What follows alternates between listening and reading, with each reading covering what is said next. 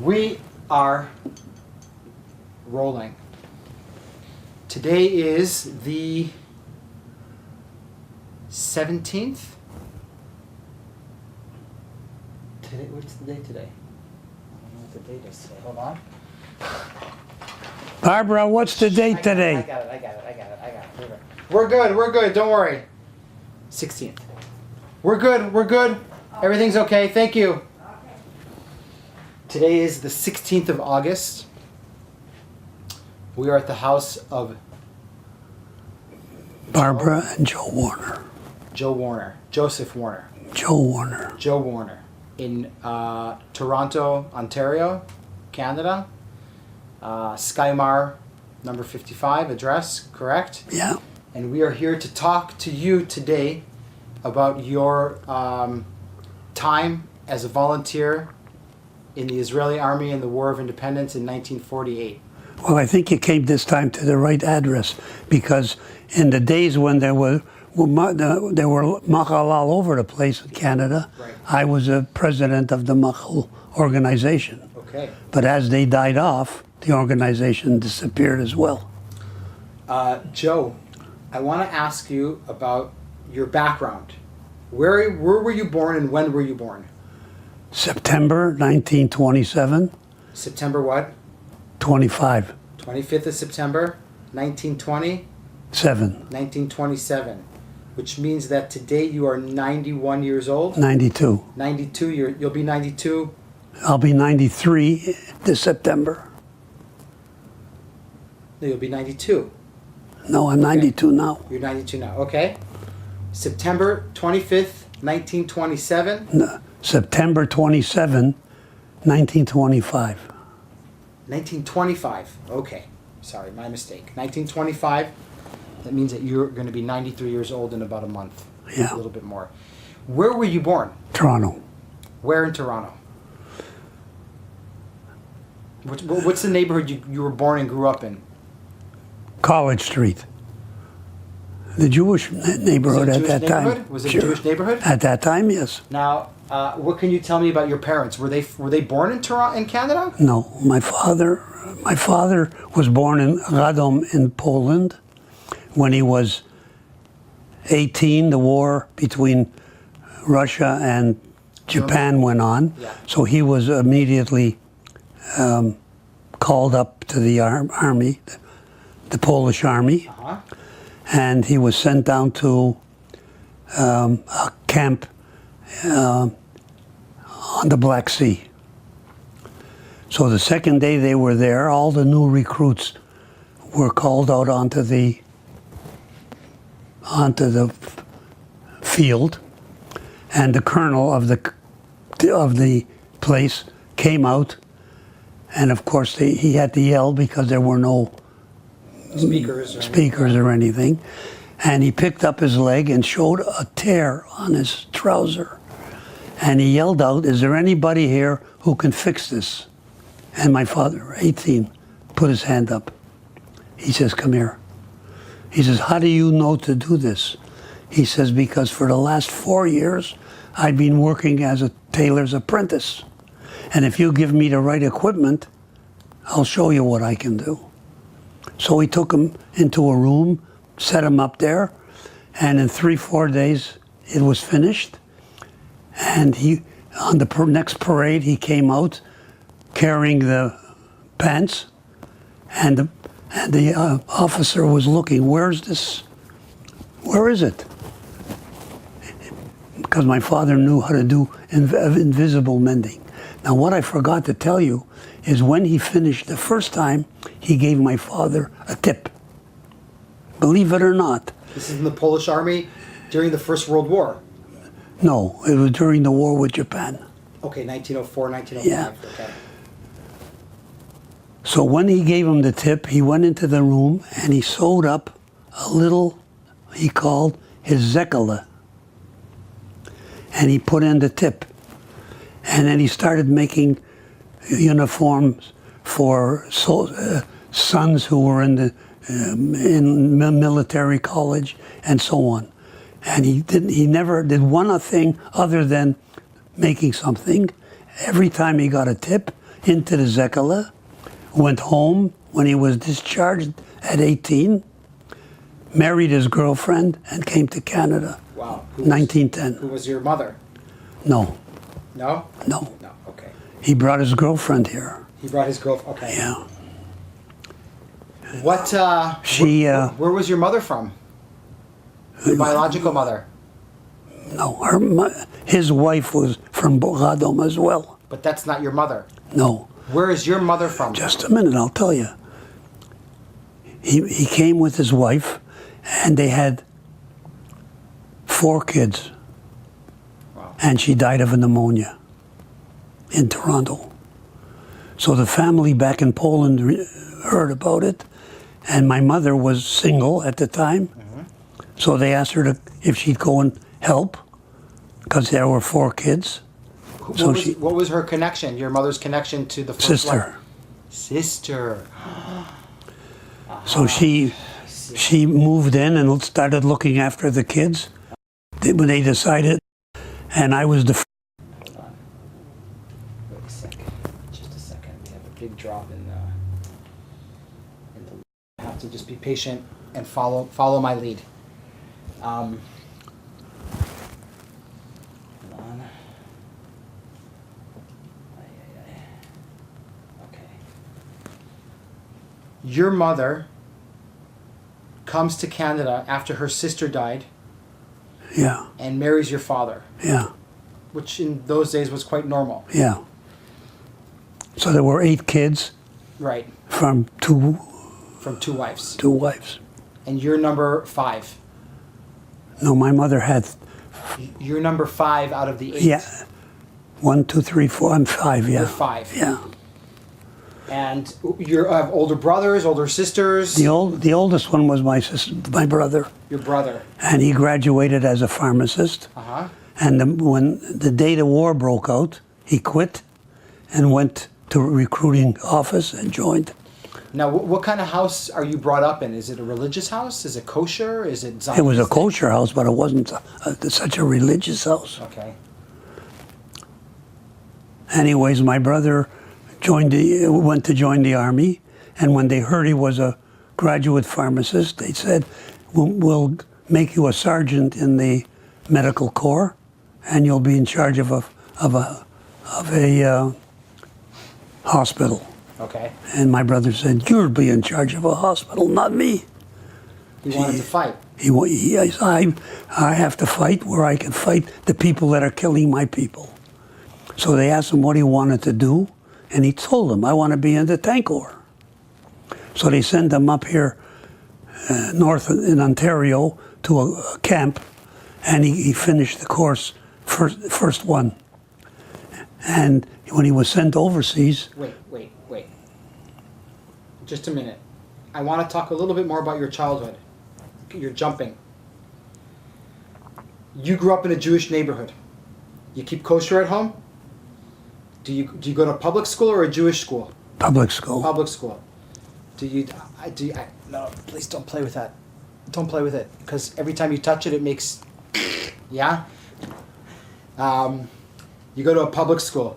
You go to Sunday school? I went to Cheder, yeah. Yeah, you went to Cheder? Sure. Where? 2 blocks from the house. Do you remember the name of the Cheder, or? No, but I know the name of the rabbi. Okay. The rabbi's name was? I thought I knew her. Okay.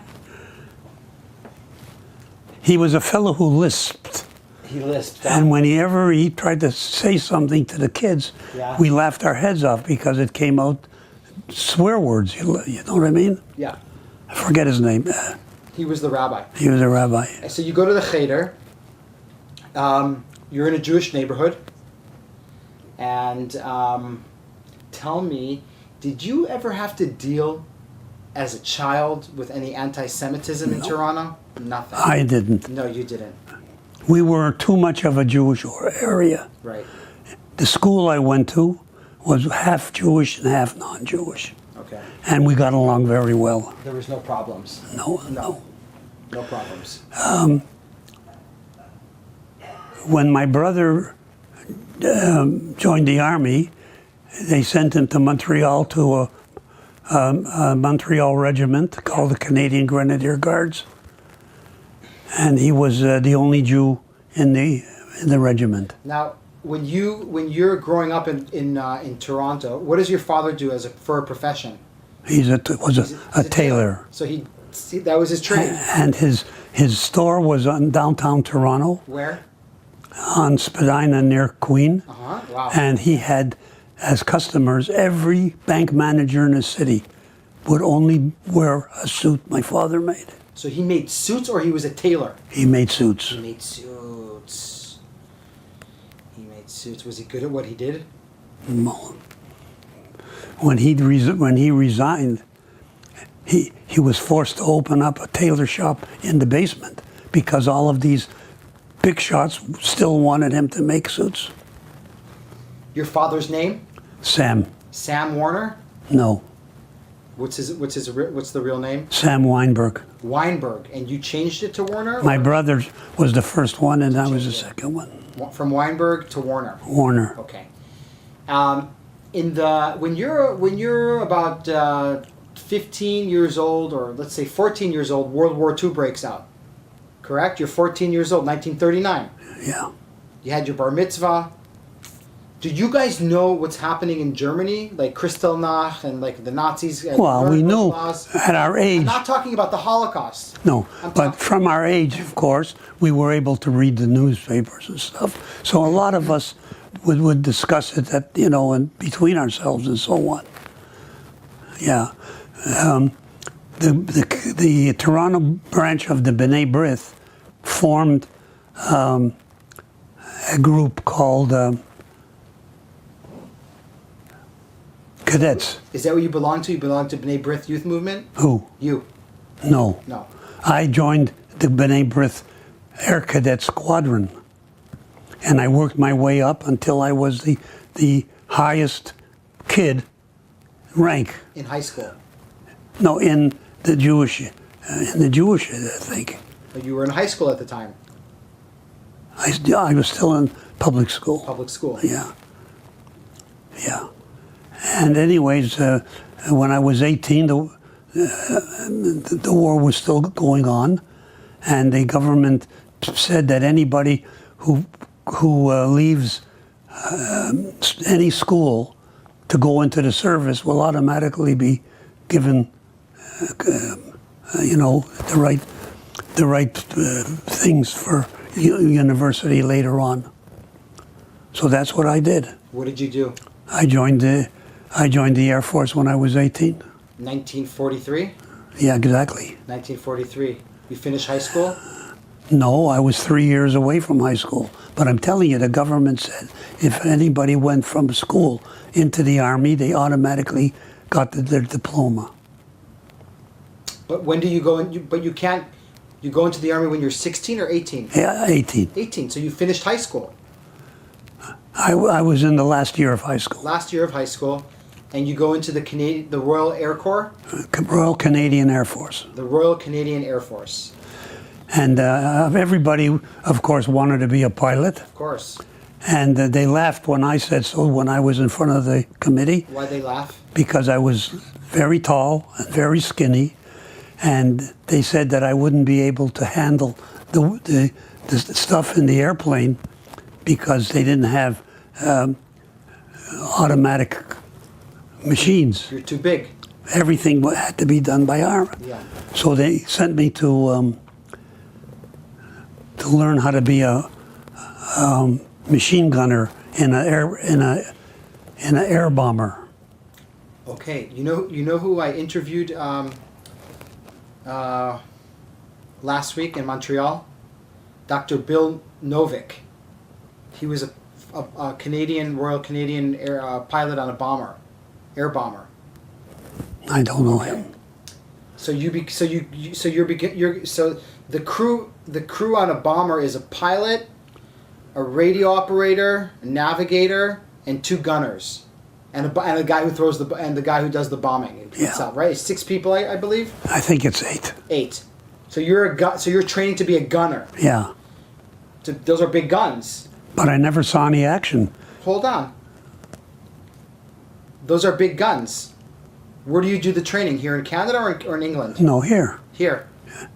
in Saskatchewan. Saskatchewan. In the areas that were undeveloped. Undeveloped, so you can shoot like crazy there. Yeah. Right? Yeah. And how was the training? Oh, I loved it. Flying, shooting. The funny part of it is that we had a pilot who was supposed to be a hero called, Jesus, what's his name? I'll find his name. Okay. And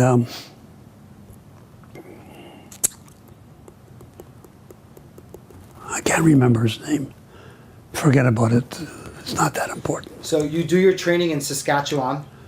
Saskatchewan, and then down in Alberta. Alberta. And then when you finish your training, the war was over. So I went, well, because the government said if you go back to your university, to your school, you'll get your diploma. Right. So I went back to the University of Toronto, where I had started with studying to be a pharmacist. like your brother. Like my brother. So that's what happened. So you go to the University of Toronto. Yeah, and in November 92, I guess it was, I came home from work at 10 o'clock, and I had a bite to eat, and I went up to my room to hear the news, and that's where I heard that the United Nations had divided the country. This is November 29th, 1947. Yeah. So I stayed up, I was up all night. Do you remember that? Oh yeah, I was up all night, and I wanted to know how I could get over there. Is that was your immediate thought? How do I get there? During the night, I Yeah. didn't Yeah. sleep. Yeah. And I came to the conclusion. I want to ask you. Okay, please, yeah. I came to the conclusion that if the Jews lose this war, they'll never have another chance.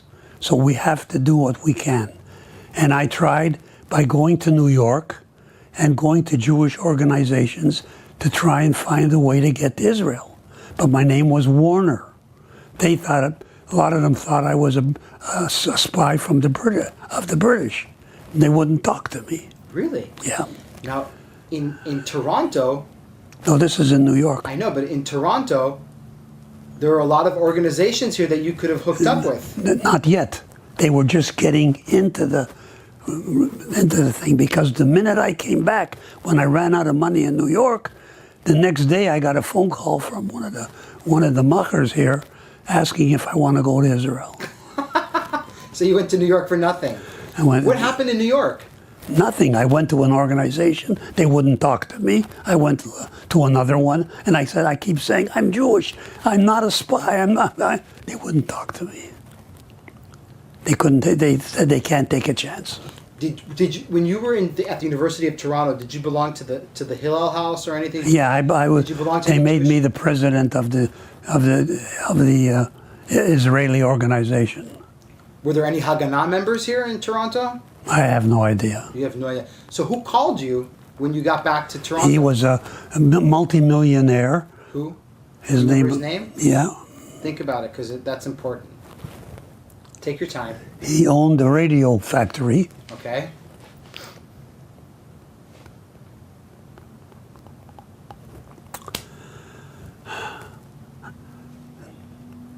Was he from Toronto? Yeah.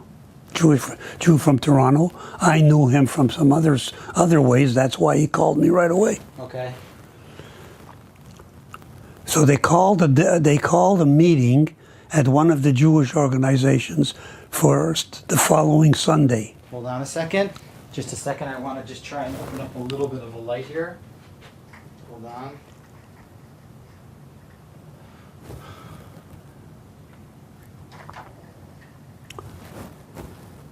Can we do that? Well, I wouldn't be able to look there. No, I don't need you to look there. I just need a little bit of light in here because I'm suffering from I can't see your face. Okay. So this guy calls you. You can't remember his name. Wait a sec. Yeah. And he told me that there's going to be a meeting on the following Sunday at the Jewish organization. The place was packed. And towards the end of the meeting, two fellas appeared who had just come from Israel. Okay, wait a sec. And they told the group exactly how things were. No guns, no ammunition, etc., etc., etc. So the group was told to go home and think about it, and if you still want to go, come back next Sunday. 20 people showed up the following Sunday. How many people? 20 out of that whole group. Out of how many? 100. 20 showed up. Yeah. Anyways, I signed up, of course, and Pesach was coming, and I got a letter saying that I'm due to leave the day before Pesach. 1948. And I phoned them and said, I'm not leaving. I have a large family and I'm not screwing up Pesach because of one day. I said, I'm willing to go the first day after Pesach. So when Pesach was over, I said to my parents, please come in the living room. I have something important to tell you. And I want you to realize that there's no arguing, no fighting. The fact is that after Pesach, I'm going to Israel. My mother stepped forward in the living room and hugged me, and I almost fainted because she never did anything like that. And she said, if I was a young man like you, I'd do the same thing. I couldn't believe it. After Pesach was over and we were saying goodbye, she said to me, when you told Dad and me to go into the living room, I was sure that you were going to say you got a girlfriend, you're getting married. Anyways, away I went. Yep. And for some reason or other, the group that I joined picked me to be the leader. So you go from Toronto to New York. To New York City. Second time in New York. And we stayed at Mickey, what's that Jewish guy who owned a hotel and a fancy restaurant? Mickey Cohen? Something like that, I don't know.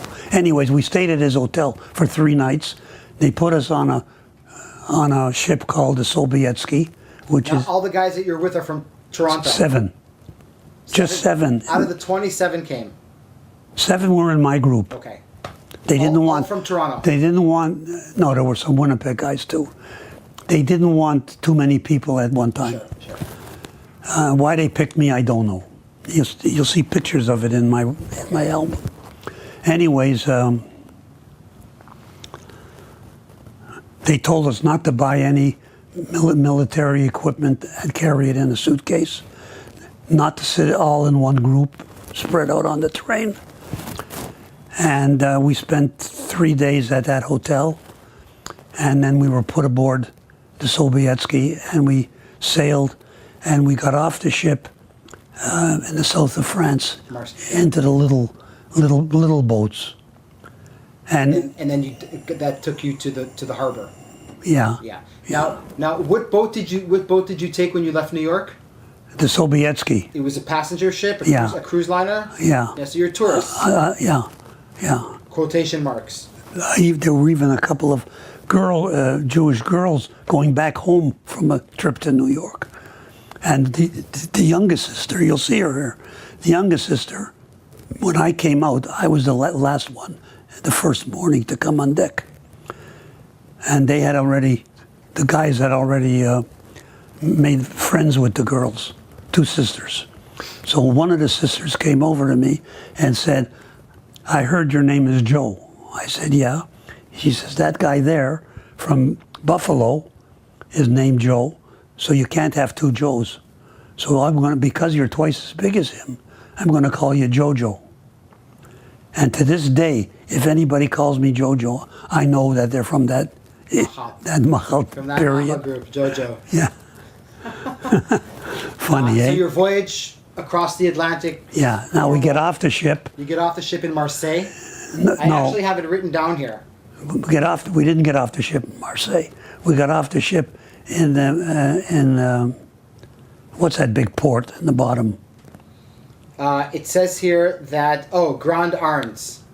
Grand Arenas. Grand Arenas. No, you guys traveled together via New York. At Cannes. Cannes. Cannes is where they put us. Yeah, where you got off the boat. Yeah. Yeah. We got on We got on a train and went to Versailles. Versailles. Yeah. The big city. It's a big port there called Versailles Versailles. in Paris. Well, it's It says here that you arrived in Cannes, which is in the south of France, and then you went to the displaced person camp at Grand Arnes, near Marseille. Given the secretive nature of the trip, Joe was obligated to spin a convoluted story, passport control, when you were entering France. Right. They knew that you guys were Machal somehow. Well, we got up. We got on the train, and got out off at Versailles, and taken into passport control. Yeah. So I was in the first one of line 1, and the 18-year-old kid from Toronto was in line 1 from the second line. And the woman said to me, she got my passport and asked me, "What are you doing in France?" I said, "Well, I'm a student at the university in Toronto, and I'm spending the summer traveling around Europe." And she said to Gordon, "What about you?" She says, "I'm traveling with Joe." So she then said to me, "How much money do you have?" Well, I can't lie, because if I said an amount, I have to show it. Right. So I said, "Madam, I'm sorry to tell you, I had very bad luck on the ship with poker, and I only have $15 left." She says, "Well, how can you get around Europe in $15? I said, "Well, I have a first cousin," which is true. My mother gave me the address, who lived 100 kilometers from Marseille. And I said, here's my cousin's address, and I'm going up there, and I'm going to phone my father to send money." So she's holding everything and looks at Gordy, the 18-year-old, and says, "And what's your story?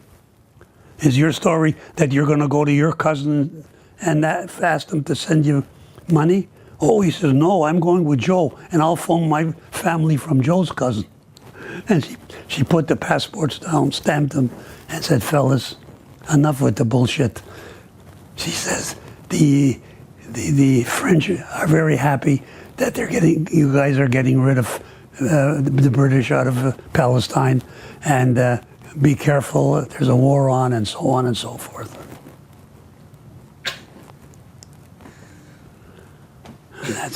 Anyways, the ship that was supposed to take us canceled.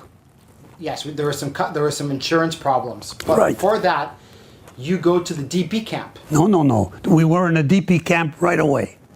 The first day we came from the ship, we went to the DP camp. What was your feelings there? All of a sudden, you see They took our passports and gave us new identities. They gave us passport When you're at the tickets from things like to show we were DPs. Yeah, but when the ship canceled. Right. Well, wait a sec. But I want to ask you, when you get to the DP camp, it's your first encounter with Holocaust survivors. Yeah, but we were in a special little corner. But you didn't see them? You didn't talk? We saw them. It must have been very heartbreaking. We couldn't talk very much because they all knew Polish. Right. And stuff like that. Anyways, the day before we were supposed to sail to Israel, we were called together and said, the deal's off because the ship won't go. They don't want to be caught in war waters, and who's going to pay for the damage? So they found an empty farm and a place called Tretz, and they took us up there. Now I was leader of one group. There were about 3 groups, and what we did was the leaders would get together and come up with ideas to keep us active and so on and so forth. And then one night at 3 a.m, they woke everybody up. "Pack your bags, we're leaving." and a truck showed up and took us to a little port called La Ciotat. And as we got on this little fishing boat, there were two gendarmes, one sitting at a table checking names, and the other one collecting money. And as you got on the ship, on the boat, the Israeli guy handed them the money, and we had 200 people on that boat. You'll see it, 200 people. Some of them were Holocaust survivors, some of them Machal, so on. And we left to go to that camp. And we tried to keep busy and so on and so forth. And then one night, about 3 weeks later, in the middle of the night, the whistles started blowing, pack your bags, we're leaving. And that's when we went down to La Ciotat to get on the fishing boat. And they gave money to 4 sailors to take us there. And the sailors got pissed after one day. So the 2 Israeli students coming back took over the ship and they ran it. And one of them became a very high lawyer in Tel Aviv. Wait, are you talking about the journey across the Mediterranean? Yeah.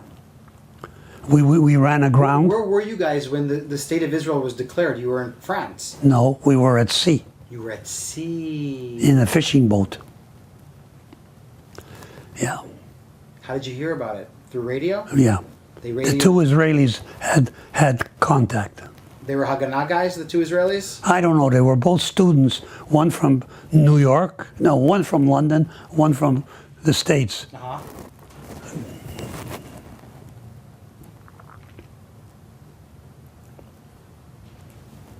So when do you get to Israel? What's the date that you get to Israel? We get to Israel the day after they announced the state as Israel as a state. We missed it by one day. And you get off in Haifa? No, we got off at the beach between Netanya and Haifa. Okay. And they gave us stale buns to eat and took us to a empty British camp nearby. And the next morning, they lined everybody up and said, if anybody has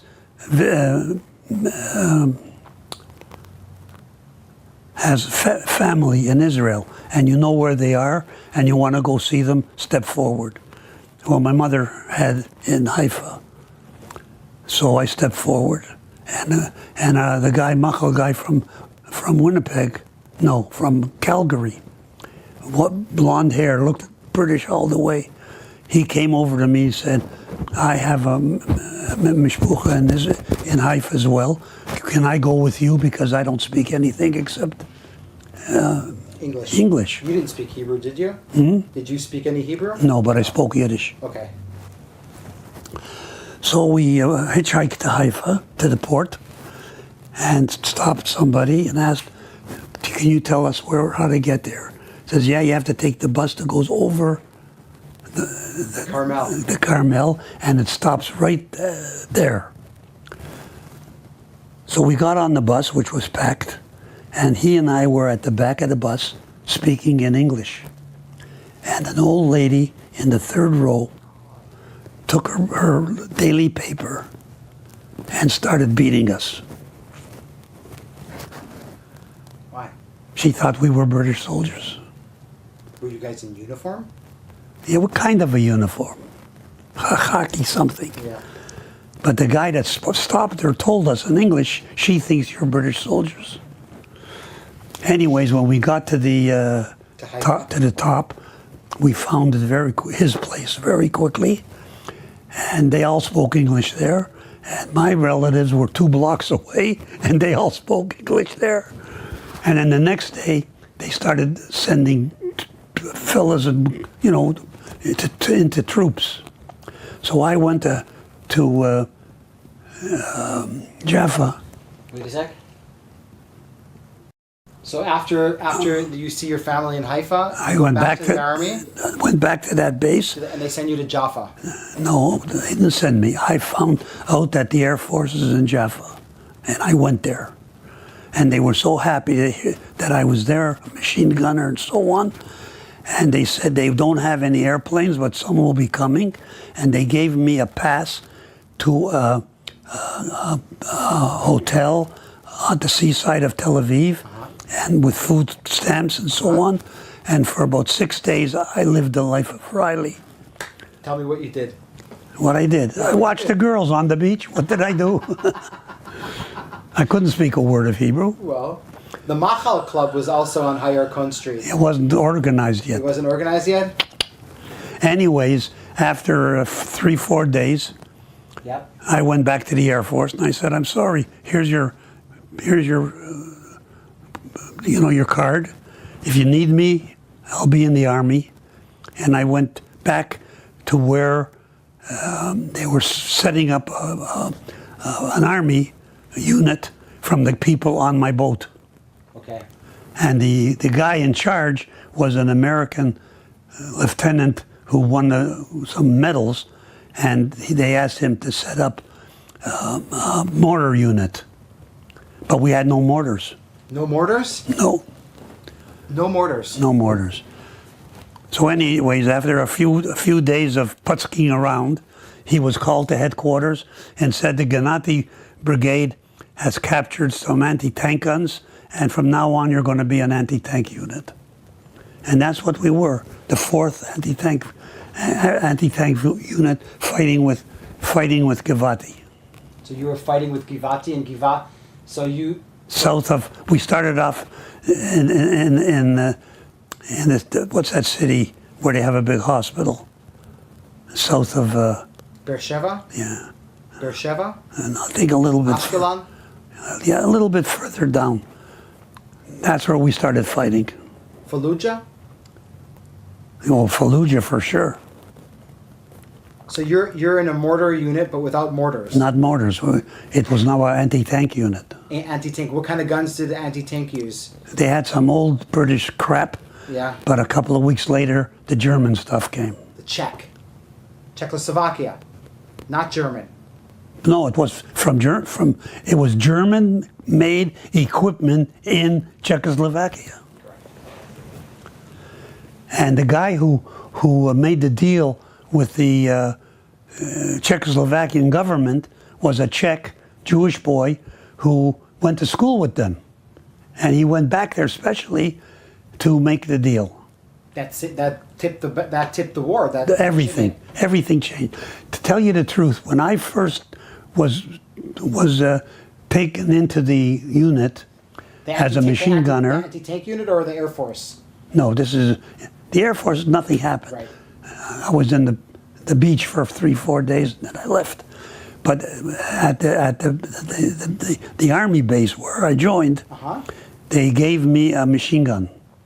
It's a Bren gun. A Bren, sure. A British piece of shit. And I put some oil on it? No, I put some grease, some bullets in it, and I went out to the side where it was empty, and I saw a tree, and I went like this, right, to shoot the tree. Right. And what did I shoot? A tree about that far away. So that's how off it was. That's how awful they were. But again, in that same shipment that came from Czechoslovakia, we had machine guns too. Now everybody in the unit had 2 jobs to do. My job was organizing the paperwork for headquarters, and the other one was making sure that when new recruits came, everybody got their fair share. And the other job I had 2 other jobs, they gave me a Jeep to go around and find or steal, if I could, material for people who are wounded, bandages and all kinds of stuff. And I opened up a place where the Air Force had the Chatzor there. Tel Chatzor? Yeah. And I just want to try for a second about that. wasn't recording that last part. So you were talking about the stretcher. Yeah, somebody kicks me, wakes me up, and it's a sergeant major of one of the units of Chatzor, of the army, right? And he says, Joe, I want to borrow your Jeep. He's a sergeant major. So I said, here's my key. He said, oh, I can't drive. He says, you got to drive for me. I said, well, drive what? He says, you and I, going to do a patrol down the road towards Beersheba to see where the Arabs are, what they're doing, and so on. Scouting. Yeah.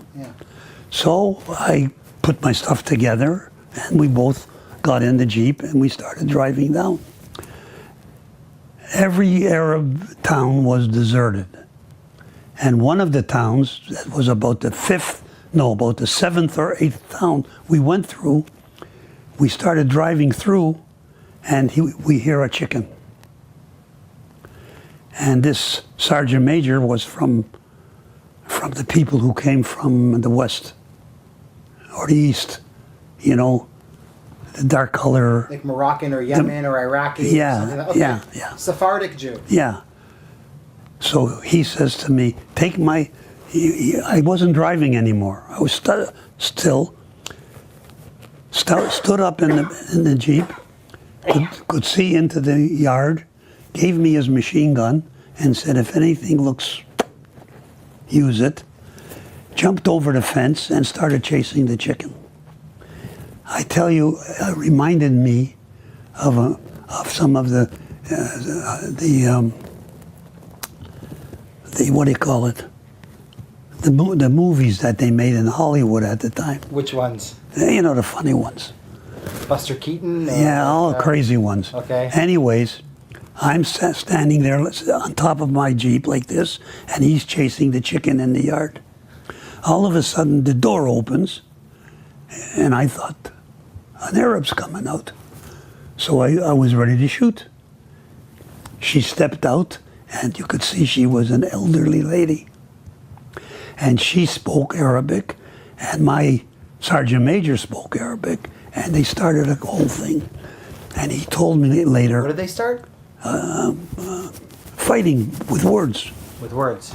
Yeah, he told me later that he said that this is his granddaughter, her granddaughter. The only thing they have to eat is one egg a day, and if you take the chicken, we'll both starve.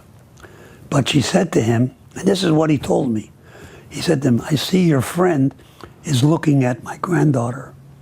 Tell him that if he takes her and takes her home to his family and looks after her, I won't say anything.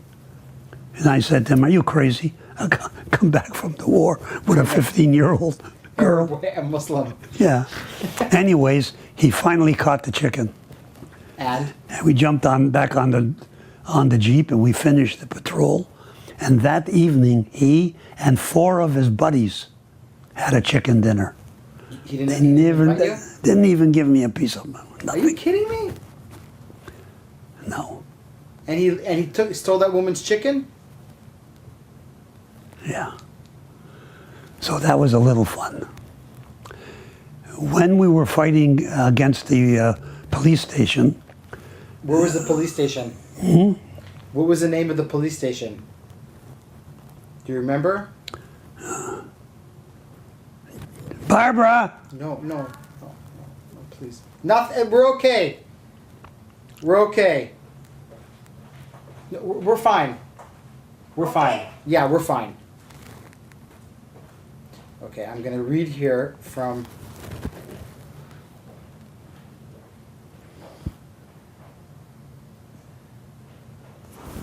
Hold on.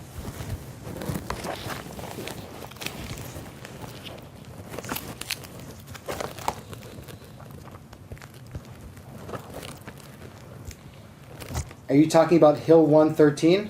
No, Hill 113 is on this side of the road. On this side of the road is the police station. Okay, I'm gonna tell you that in a sec. Seraphan. No, Seraphan was the base. Israeli, like the Israeli army. Oh. Sarafan. So it wasn't Seraphin. It says the Fallujah pocket. Fallujah. That's what it was. Fallujah. Fallujah. Okay. So one of my jobs was to run out on the field when somebody's wounded and stop the bleeding and carry them in. Well, they didn't they find out at one point that you had you had studied a little bit as a. That's why they asked me to set up a unit and to go around and schnorr material for the unit. Because you were studying to be a pharmacist. Yeah, because of that. So so there's no more anti-tank for you stuff.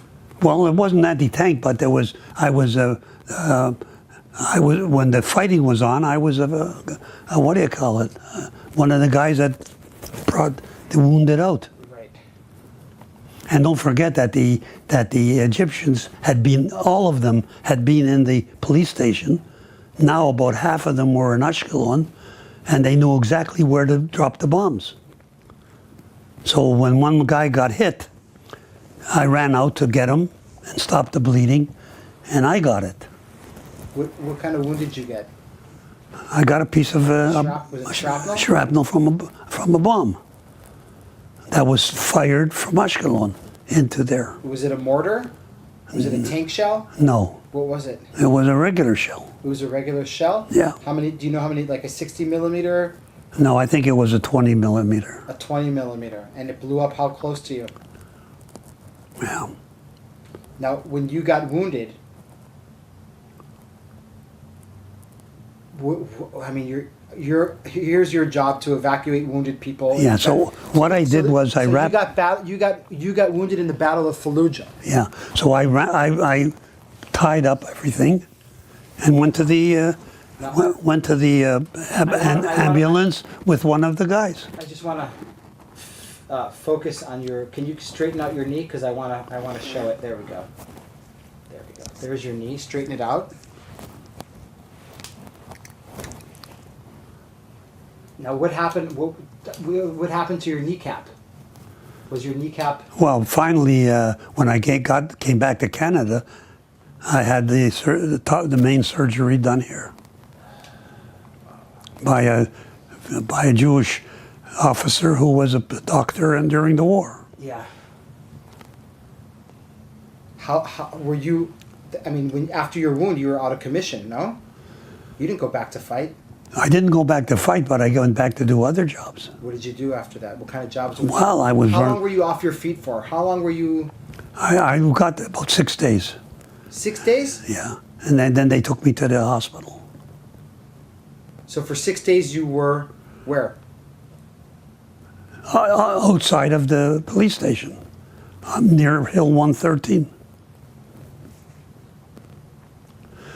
You know, one day everything was quiet, and a bus pulled up. Not a bus, a truck. And they said they're bringing two people to help me. They brought us 2 extra. Reservists? Yeah. Yeah. And it turned out that they were both 18, 19-year-old Romanians. And they jumped into a hole that the Egyptians had built, but we stayed away from it because they knew exactly where it was. The coordinates. Yeah. So they went in. We couldn't talk to them because we couldn't speak Romanian. They wouldn't leave, and the first bomb that went in killed both of them. It was terrible. One of the other interesting things is that a couple of days before Rosh Hashanah, 2 rabbis of the army came to visit us and wanted to know how many of us want to participate in religious stuff. And there were about 20. So they sent a truck that took us to a base on the way to on our way to Tel Aviv. It was a religious kibbutz. So we got there. We had something to eat. We did services, and then we went to sleep. We woke up in the morning and started services in the morning, and about 9:30, we heard a tremendous noise, and I said, I was sitting near the bima, so I asked one of the guys sitting near the window to look out. It turned out, he says, one of our trucks is here. It turned out that the Syrians started fighting during a peace period. There's a truce. Yeah. So we all jumped in the truck and we had to go back and start fighting with them. Where was this? Everything was around 113 and the police station. So you guys were all in the south, correct? Yeah. Is this Chativat Negev?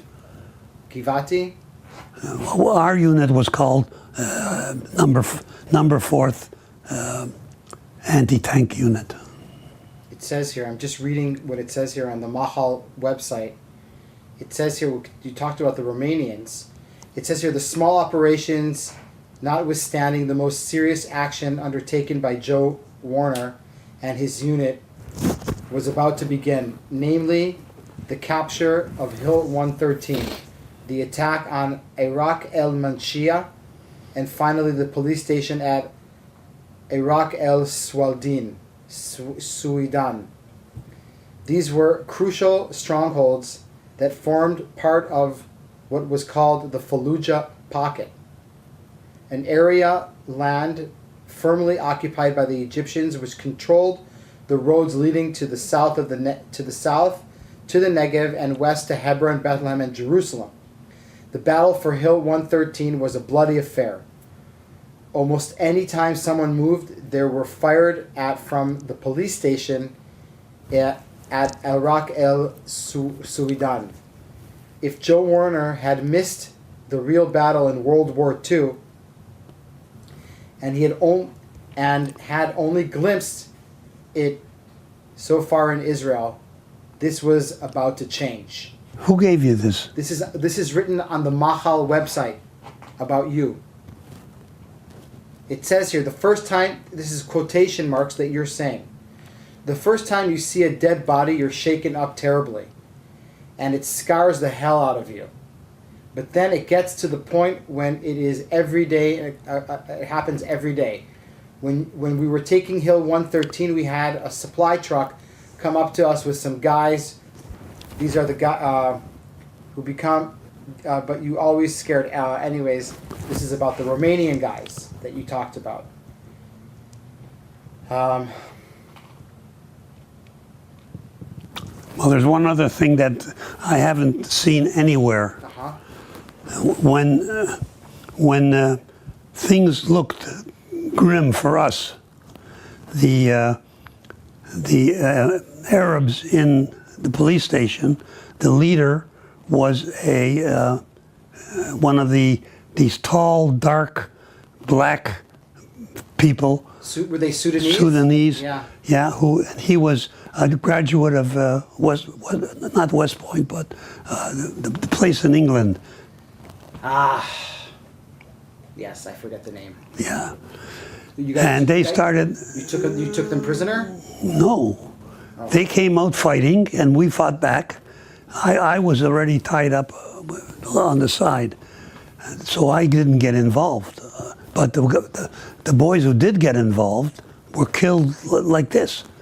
I mean, those guys are 6'7", 6'6", well trained, and they know how to use a knife. And we lost a lot of people there. How were you able to still stay in action when you're all wounded? Well, I didn't stay in action. I mean, after a while, I went with some of the wounded to the hospital, and I stayed there. How long were you in the hospital for? I think about 2 weeks, and then I went home. Yeah. I want to tell you something that you don't know. Please. The people who ran Mahal opened up an office in Tel Aviv, and as people from Mahal wanted to go home, they came to that office, and they were given tickets and so on and so forth.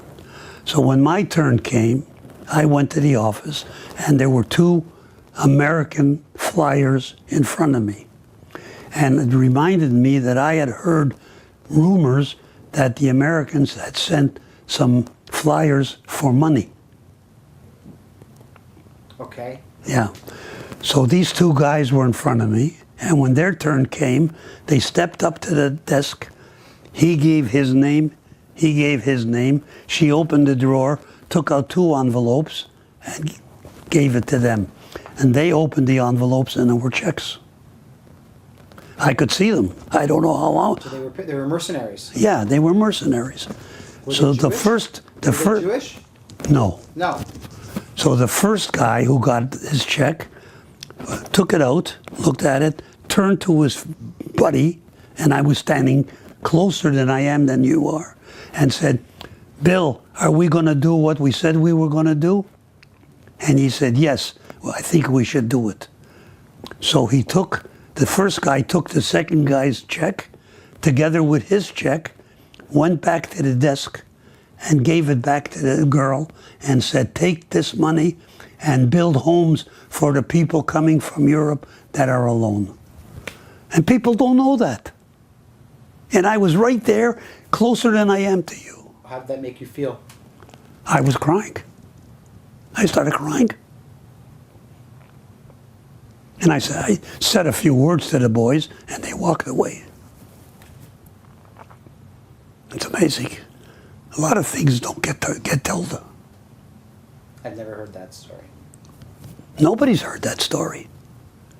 If I hadn't been standing there, I wouldn't have heard it either. Yeah.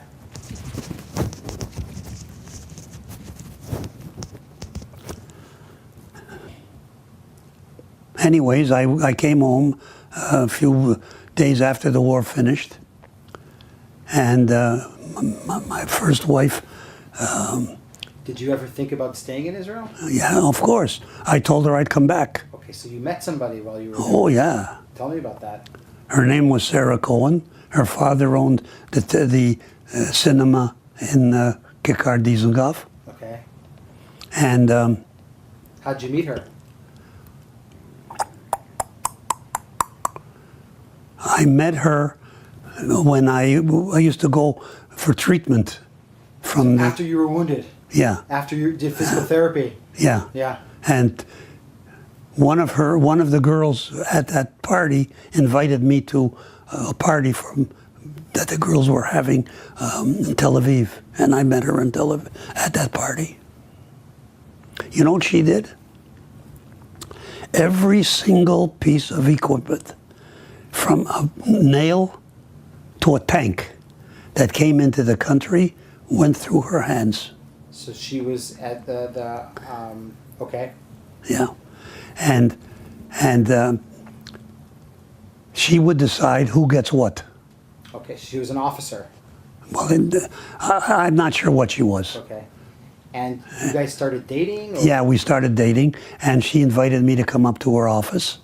So I came up to her office, and you're all bandaged up. You're probably yeah, I was limping. Yeah. And she said to me, "Take a look." And she opened up 2 drawers in her desk, and they were piled high with chocolate bars. And I said, "What the hell's this?" She says, "The officers give me this to try and bribe me for when the stuff comes in." It's like in the army, if the best friend, I was in the infantry in Israel in the army, and the best people for you to be friends with are always the cooks. Yeah. It's always like that. The people who, yeah. you know. But my first wife's father was Menachem Bacon's best friend. Okay. As a matter of fact, please. As a matter of fact, he came from Europe with $10 in his pocket, and when I knew him, he had a factory of 350 workers. They were making metal beds for all the armies coming to Palestine. Where was your father-in-law from? Poland? From Warsaw. Did he know Bacon back from Poland, from the days in Poland? I don't know. I don't think so. Okay. But what he knew was that Bacon and the group, they needed money. Yeah. He used to give them money. Okay. And he used to tell him all the inside secrets, and he'd tell them to me. Yeah. Now, I want to go back a little bit just before we wrap up here about before you got wounded. Oh yeah, by the way, I forgot to tell you this. Please. When I returned home, Yeah. I got out of the train at Union Station. In Toronto? Yeah. Halifax, Toronto. Mm-hmm. My mother and a couple of her people, they were there waiting for me. And when my mother came over to me, I was expecting a hug, a kiss. She held me like this. And she says, Joe, before anything goes by, I have to ask you a very important question. Why are you laughing? So I said, what's the question? She says, did anything happen to any of your legs while you were in Israel? And I said, yes, it did. How do you know? She said, twice I had dreams that your legs were damaged. Okay?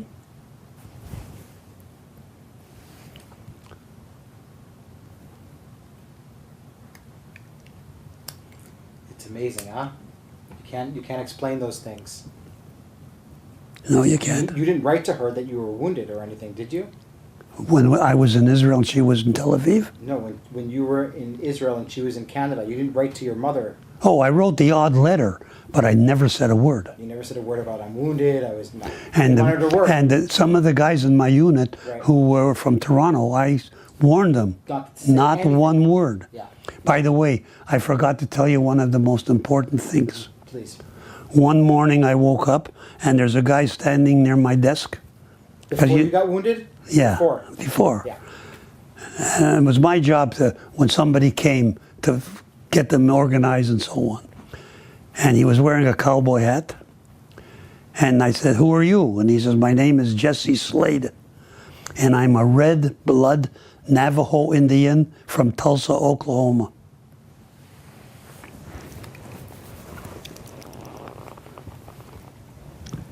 And when the Americans in our unit were teasing them about what they do to the whites. They take their scalp off. So these Americans were saying, "Come on, Jesse, scalp us one."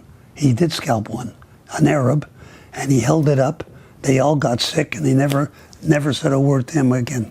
What was this guy's name? Jesse? Jesse Slade. How the hell did he get to Machal?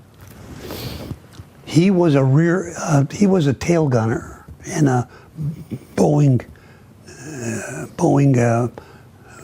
plane in the American Air Force, and he was wounded. Most of the rear gunners were wounded, and he ended up in an American Air Force hospital in Paris. And he was put in a room with 3 beds. And the other 2 beds were 2 Jewish friends who knew each other from way back. And the 3 of them formed a real closeness. And one day, Jesse came home he got a job as a driver for the United States Air Force in Paris. Jesse. And he came home from work and the 2 of them were packing their bags. And he says, what's going on? He says, Jesse, I'm sorry, but we have to leave. Our country is being attacked and we've decided to go and help them.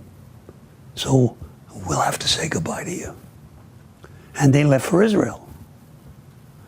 And after about 2 days, he woke up from his dream and said, if they felt it was so important to do this, I'm going to help them.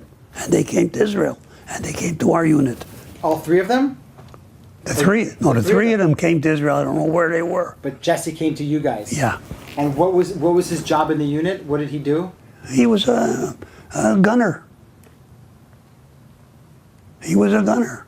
He was good for going on what do you call it, when you go to see where the enemy is. Scout, yeah. And he was a Navajo Indian? Yeah. From Tulsa, Oklahoma? That's the boy. You got a picture of him? I have. I have never heard that story. Never heard about that's probably the only Machal American Navajo. When I went back to Israel to get married and lived there for a while, when we decided to come to Canada, the two of us rented a car and we made a tour. And I heard that he was in Netanya. Oh, he stayed? Yeah, he stayed. And when I got out of the car, I asked some of the Arabs, "Where's Jesse Slade?" So they told me that he's dead. They said that he couldn't make a living up there, so everything that he had, he borrowed from a store. Every store he owed money to. So finally, he started smuggling meat from Jordan with a group. And they ran into some tough people, and there was a gunfight, and he was killed. Jesse Slade. What kind of character was he? He was the sweetest guy. I'll tell you one more story about him. Jesse, wie bist du? And he had no connection to Judaism, no nothing. Only through those two brothers. Those two guys. And do you know who those guys were? No. No.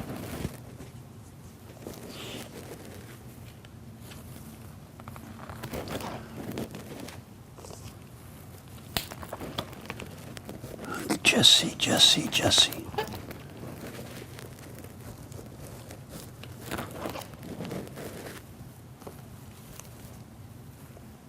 Jesse Slater? Slade. Slade. S-L-A-D-E.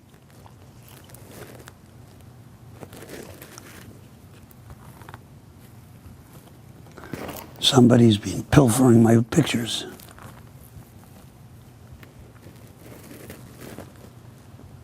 That's part of the Arab flag that was flying on the police station, and when they captured it, they tore it up to pieces each, and one of my friends brought me a piece, and that's part of the flag.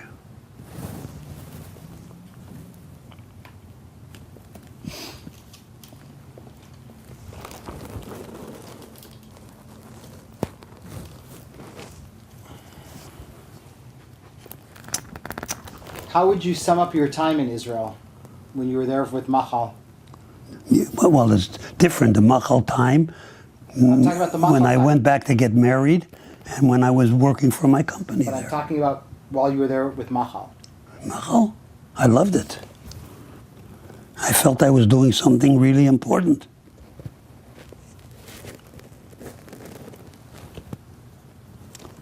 I can't believe this.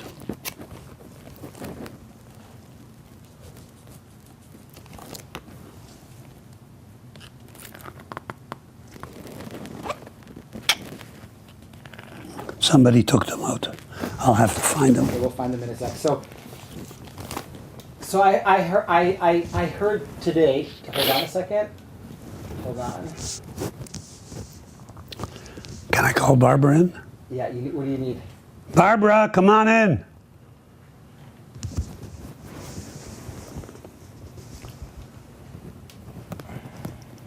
Here. You need to get up. No, it's okay. Are you sure you called me? He did Yeah. this time. Or is it you just crunch? I want you to sit down. Getting exercise. I want you to sit down and join us. Here or there. Here, have a seat here. Come.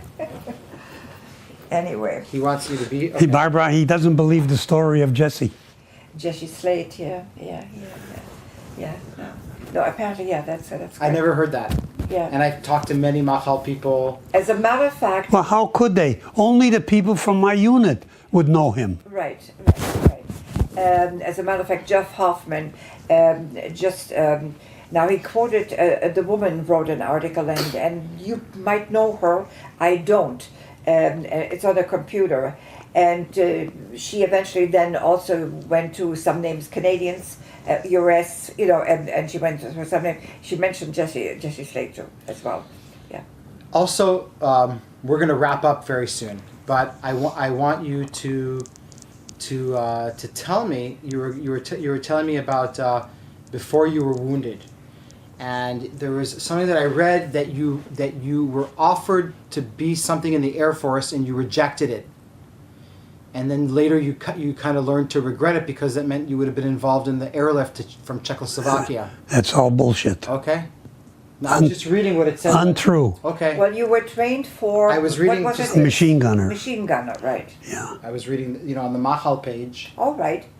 They So- have a bio about this Right. gentleman here, Yes. and I was just reading some of the stuff here and using it as a guideline. It's a nice picture.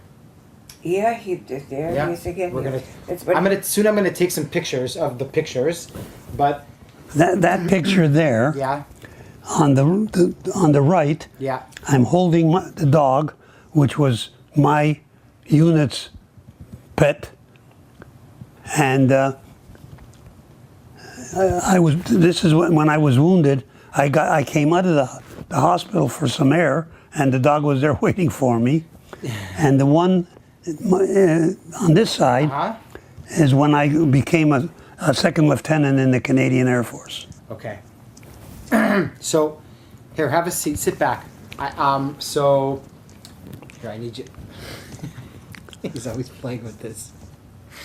It makes noise. Alibi. Never mind. Anyway, it's all good. So, I want to ask you about how you think the time that you were in Mahal, how do you think it affected your life later on? Completely, 100%. In which way? In a good way. Can you be a little bit more specific? Well, I went back to Israel, and I got married to my first wife. Correct. And then we had two sons. Okay. And they wanted to go, when the time came, they wanted to go to U of T, University of Toronto. So we came back to Toronto. How long did you live in Israel for? I lived there 3 times. Okay, Mahal, 1 time. Second time? 6, 7 months. When you got married. Yeah. And then the third time? About 8 months. 8 months. No, you lived altogether there, I think, about 15 years. Because you had a job there, you lived for a number of years here. Yeah. He gets a little confused. Yeah. And you lived in Tel Aviv, right? Correct? Always. In Ramat Aviv? No. No? You know where where the city hall is? Of course. Evan Gvirol. Yeah, well, one block over from it is, Ben Gurion. no, not that far. Reines. Frischman. Before Frischman. Gordon. Yeah, around Gordon there. Okay, around that area. That's where Okay. I lived on the Okay. 4th floor. Okay.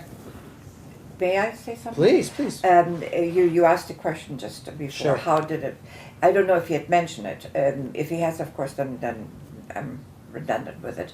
But over the years here in Toronto, he was interviewed several times by some reporters, etc. And a lot of times his historians came in Jewish news and so on. So the name was out there. But at one point there was a story in the Jewish news, and one of the principal, a woman who is now Hannah Werner, she is an Israeli. She's been living here for years and years, and she goes back to Israel and she sits with the sages, comes back and teaches here, lectures here, twice a year or 3 times a year. At any rate, she saw the article, she picked up on it, and she thought, you know what, it might be interesting for our school children, etc. She called him, would he speak about the experience in Israel, in Mahal, and so on. He said he never spoke to the children, he never spoke, period.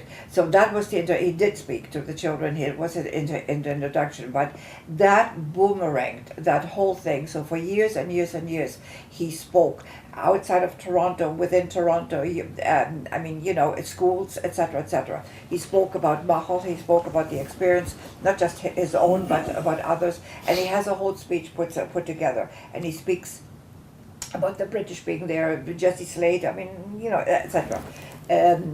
So that in itself, he became very well known in the community, in particular within Toronto here now. And and he brought the message of Machal to the people, because None of the other guys did. including some of the veterans of Israel, which can be anywhere from 20 to 40 years old, as you well know, when they're wounded. They themselves didn't even know about Machal. At the Bet Lachem, he was asked to talk. So that has been an amazing experience to this very moment. As a matter of fact. When did you start talking about Machal? How many years ago? 10, 20, 30? Oh, no. But we've met 16 years ago. We're married 11 years now, and so he started before that. Let's say about 20 years now. About 20 years ago. I would imagine. I think longer. Longer. So you knew David Tapperson, Yeah. Migdal, Yeah. and Joe Black. No. No, Joe, and just a lot of. Is Joe Black the nut that tried to steal money from the bank in Israel? Could be. Could be. South African guy. No, this is a Canadian No, guy. Joe Black is a South African guy, but it had a.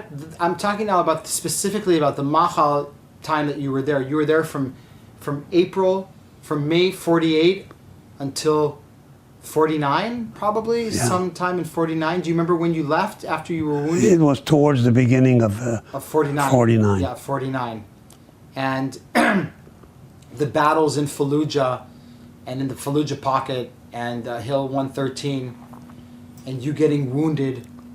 I mean, that's a pretty serious.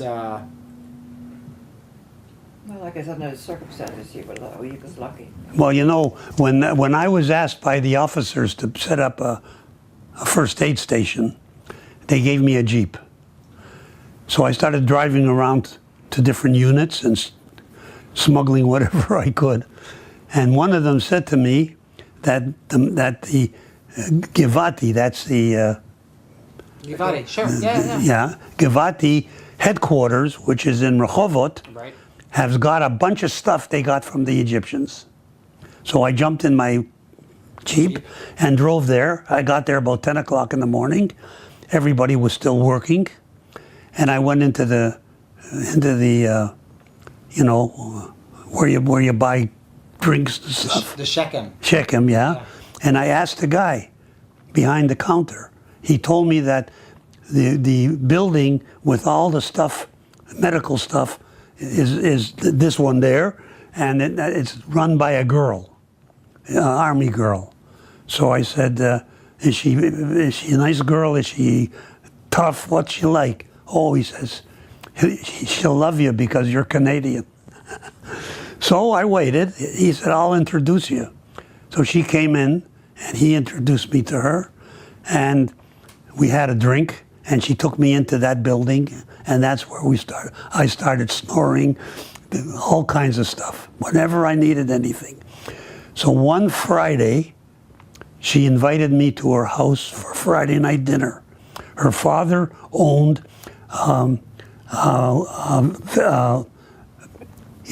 different, what do you call it? Different tables, chairs, furniture in Rehovot. So I picked her up at the base that Friday, and we drove to Rehovot. I parked the car, and we started climbing up the stairs of the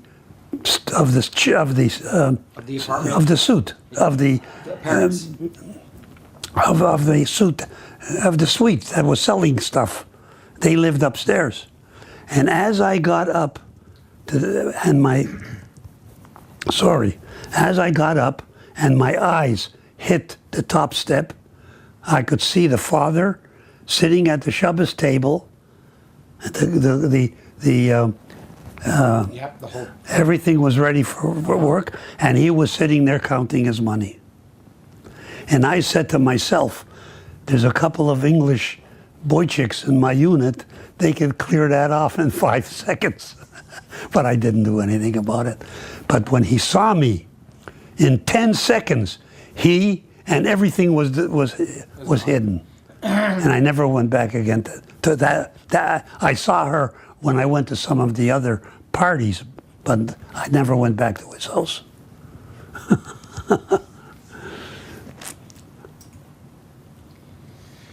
Okay, Joe, I think... I'm sure everybody has a different story, right? Yeah, of course everybody has a different story, and course. you know, it's not, you know, it's not all about the battles, and it's not all about the strategy. It's about the small things that we remember. Absolutely. And it's about the personal things that Joe remembers. That he told me, the two things that stick out to me is about the Navajo Indian and about these two fighter pilots that you told me about. Yeah, personal, very Yeah. personal. So Yeah, those stories, yeah. nobody knows. Yeah, no, of So- course. So people know about the battles and the food, the pocket. Yeah. That's it. It interests me, but these stories interest me more. Yeah. You know, I'll tell you something Because else. they're his own private memory. You know. I'll tell you something else about 3 weeks after I arrived.